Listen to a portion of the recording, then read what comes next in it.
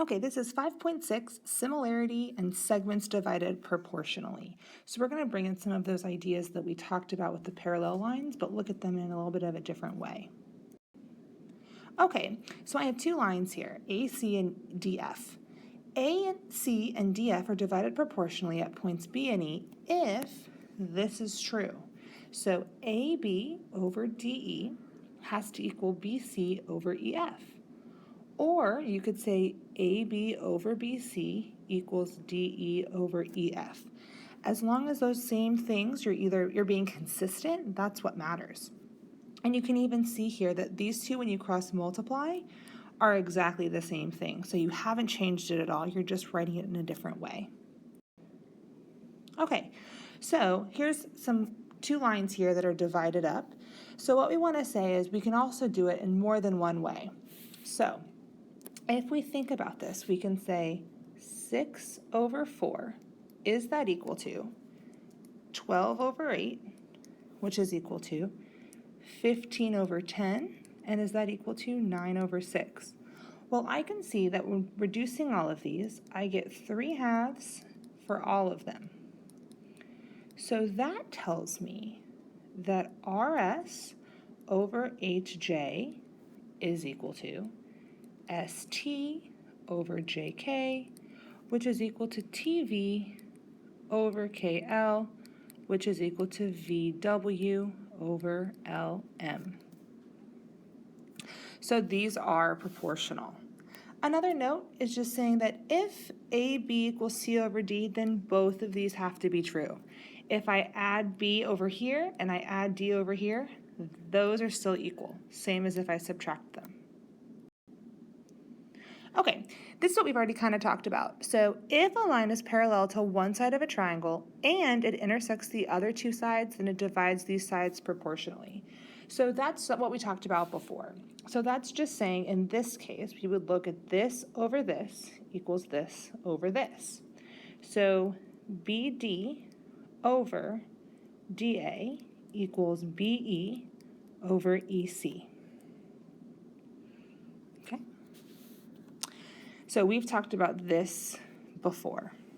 All right, when 3 or more parallel lines are cut by a pair of transversals, the transversals are divided proportionally by the parallel lines. So I see over here that I have AD is parallel to BE, which is parallel to CF. And even though there aren't any arrows on there, we can make sure that we write those just so we're all on the same plan. Okay, so if this is true, then I know something special. I know that AB divided by DE has to equal BC over EF. So that tells me that AB over BC equals DE over EF. So this is if we have 3 or more parallel lines, this is true. If they're cut by 2 transversals. Okay, the angle bisector theorem. I mentioned this in class, but I just wanted to go ahead and give it to you one more time. If a ray bisects one angle of a triangle, then it divides the opposite side into segments whose lengths are proportional to the lengths of the two sides that form the bisected angle. Well, man, that sounds really confusing. So let's think about it. I know that I have this angle is congruent to this angle. So that tells me that this segment here divided by this segment is equal to this segment here divided by this segment. So in this case, I would see AD over AC is equal to DB over BC. Or we can look at it a different way. AD divided by DB, because these are the same type of thing, over AC divided by BC. Or you can write it as AD over DB is equal to AC over BC. I think in class we talked about it this way. If I had these labeled like this, I would have A over B is equal to C over D. Well, that's the exact same thing as this guy right here. It's just backwards. And that's fine. If we're talking about equal signs, it doesn't matter what's on what side. Last but not least, we have this theorem here, Savas theorem. Let point D be inside the triangle of ABC. So in this case, we have point D right here. The product of the ratios of the lengths of the segments of each of the three sides has to equal 1. So let's say we're going to start at a point. Let's say we're going to start right here at A. We're going to move in this direction.